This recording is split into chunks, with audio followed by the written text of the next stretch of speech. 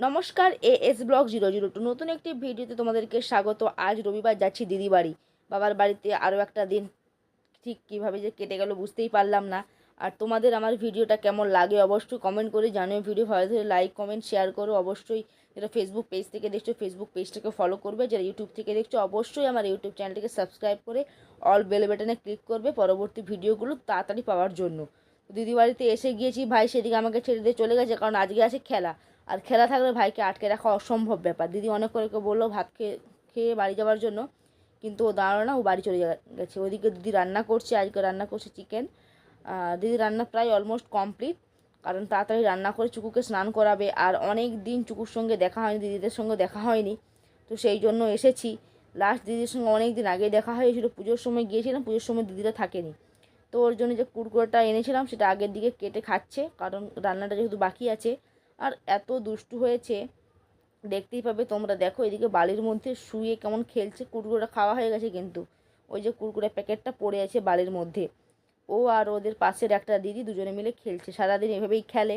আর যেহেতু আজ রবিবার, স্কুল টিউশন কিচ্ছু নেই, তো তারপর ওকে স্নান করিয়ে আমি আর চুকু খেতে বসে গিয়েছি, কারণ জিজু এখনও আসেনি। জিজু এলে দিদি আর জিজু একসঙ্গে খাবে। তো দিদি এদিকে রান্না করেছিল ওলকপি ভাজা, শিম ভাজা, পটল শাকের তরকারি আর চিকেন। আর আমার চিকেন হলে বেশি কিছু লাগে না, তাও দিদি রান্না করেছে, খেয়েছি। খাওয়া দাওয়া করার পর গিয়েছিলাম দিদিদের যে গোলাপ বাগান, সে গোলাপ বাগান দেখতে দেখতে বলতে ফুল কাটতে। তো অনেকটাই আছে তাও।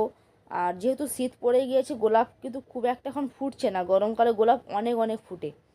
দেখো শীতকালে ফুলগুলো বেশ ছোটও হয়ে গেছে, আর কালারটা এত সুন্দর লাগছে দেখতে, দারুণ লাগছে দেখতে। ফুল কাটা হয়ে গেলে জিজু আমাকে বাড়ি দিয়ে আসবে। এদিকে আমি বাড়ি এসে চাটা খাওয়ার পর দেখছি যে আমাদের গ্রামে যে খেলাটা ছিল, আমাদের গ্রামের ছেলেরা উইনার হয়েছে, তো সে মাইক বাজিয়ে ট্রফি নিয়ে বাড়ি আসছে। ওইদিকে দেখো আমার ভাই ট্রফিটা ধরে কিন্তু দাঁড়িয়ে আছে। আর ওকে ওকে নিয়ে যাওয়ার জন্যই মেনলি রাস্তাতে দাঁড়িয়েছি, কারণ আর কদিন পরে মাধ্যমিক পরীক্ষা। তোমরা জানো আমার ভাই এবছর মাধ্যমিক দেবে। এদিকে সব গ্রামের ছেলেরা আছে, আর আমাদেরও বেশ ভালো লাগছিল। মাকে বললাম চলো, যেহেতু গ্রামের জিনিস মজাটা তো লাগছেই। তো আমার আজকে সারাদিনটা ঠিক এভাবেই কাটলো। তোমাদের কেমন লাগলো অবশ্যই কমেন্ট করে জানিও। তো আজকের মতো এতটা, থ্যাঙ্কস ফর ওয়াচিং, বাই।